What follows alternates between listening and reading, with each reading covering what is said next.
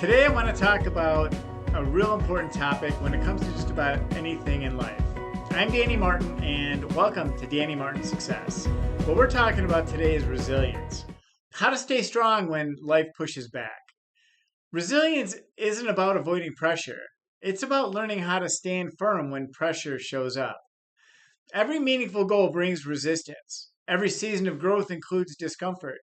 But that doesn't mean that something is wrong. It means something is forming, something is being created, something that is unexpected, possibly. Resilience is the skill that keeps you moving forward when things don't go as planned, when motivation dips, when results take longer, when life pushes back. These are all signs of resistance. And to stay strong throughout these times is the definition of resilience. Going to the gym. What's the hardest part about going to the gym? It's actually getting up and going to the gym. Were you ever disappointed after you left the gym and say, I wish I never went or I never showed up? I speculate not because I've been doing that for quite a number of years now and I feel the exact same way.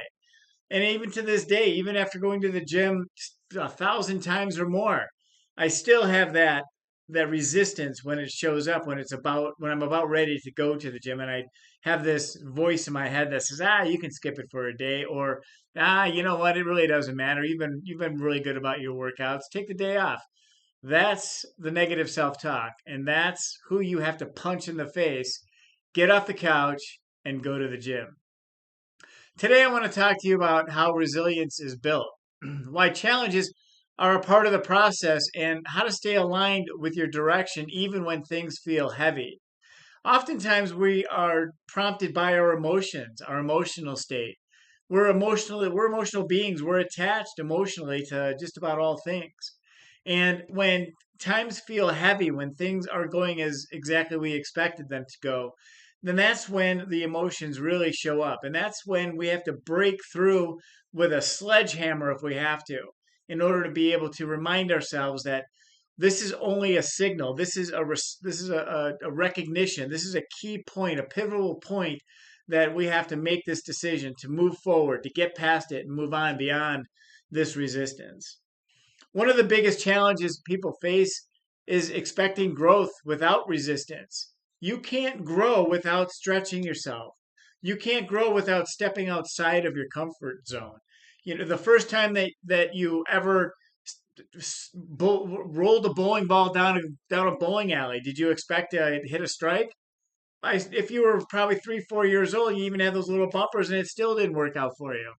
But as you went to the bowling alley more and more often, the better you got. It's a skill that was learned and created.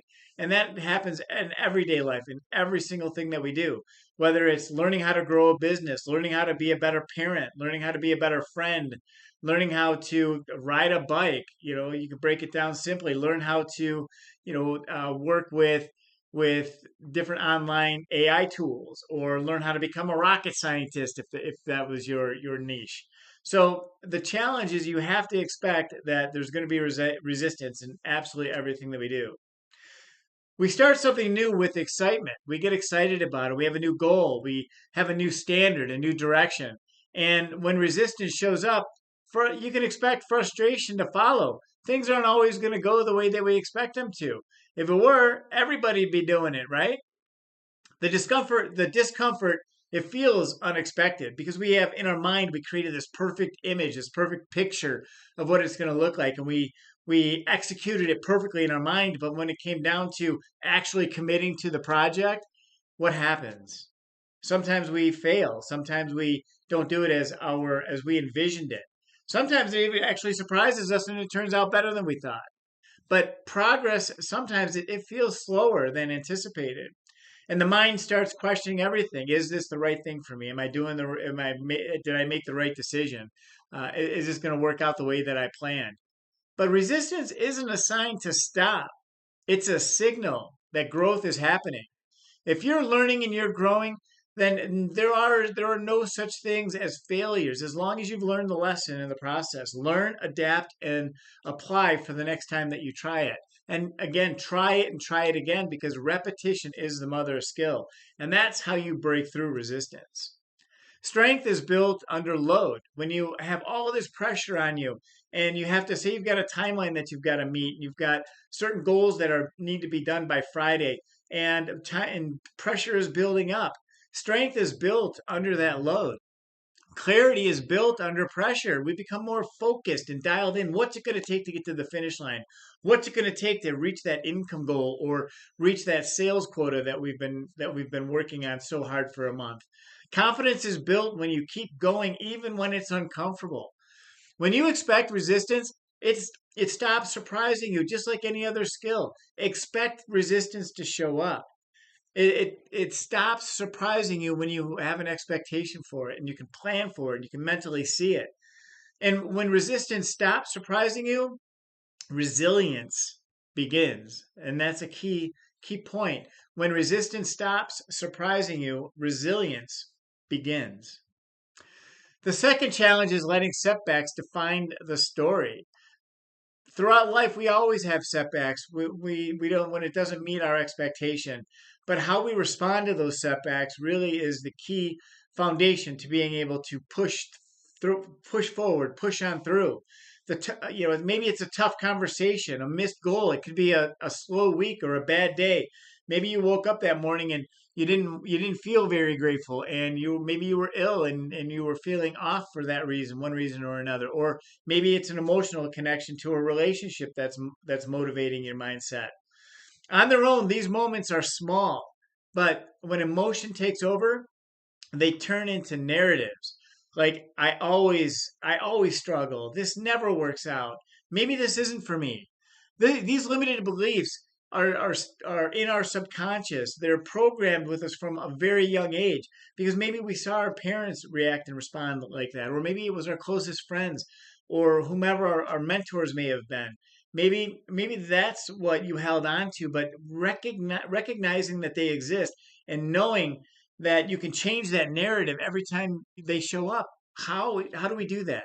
We ask ourselves, how do we do that? And the way that we do that is through recognition, by recognizing what they are and that they're only signals that a change is necessary. We need to change our thinking and our thought process when those negative no those negative limiting beliefs show up, and we can erase those mentally. Take an eraser, erase those in your mind, but have something to replace it with. Maybe change it to its opposite. Maybe instead of I always struggle to I always succeed, or this never works out, to as soon as I apply myself and I'm prepared, it always works out for me. I know it's going to work out. Or on the case of maybe this isn't for me, maybe this is exactly for me, right? Turn it around, change the narrative to a positive. Setbacks, they feel big when we're inside them. But perspective changes everything. Our perspective dictates the outcome. Setbacks, they feel huge when they show up. Setbacks, they're a part of the process. It's a learning curve, but they're not the end of it. And that's the realization, is that it doesn't stop there. That's not the end of it. Every path forward includes things like pauses. We talked about that. Pause, stop, and reflect. Turn it around. Maybe say the absolute opposite of what the negative self-talk is. Turn it into pivots. We pivot in another direction. It's a motivation to go to another direction. If a sales process that you're working with a client, they put up walls all of a sudden based on your conversation, change the conversation. And pressure points. Recognize the pressure points. When you see the reactions, nonverbal cues tell you everything. When that shows up, then you feel pressure points. Change those pressure points. Change the direction.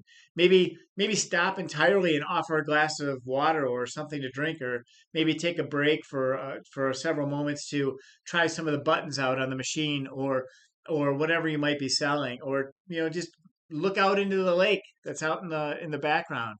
Nature. I have a wonderful connection with nature that soothes me and is my meditative state, my meditative place, my happy place.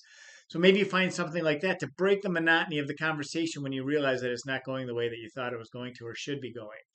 The difference is how you interpret them, right? Whenever we see these setbacks and how we see this negative self-talk, it's about how we interpret them. And then we have to redefine them, move them into a different direction. a new direction, a new path forward. And then when you zoom out, setbacks become feedback. Recognize that you're looking for the lessons and the growth in all of those setbacks. They show up, they show you what needs adjustment, not abandonment. They're going to show up again. So repetition is the mother of skill, and when you can get used to how they're showing up, then you can make the necessary adjustments. And it's not about excusing them altogether, but learning from them. Resilient people, they don't avoid setbacks.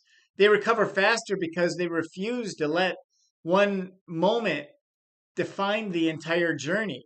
Everything is based on moments.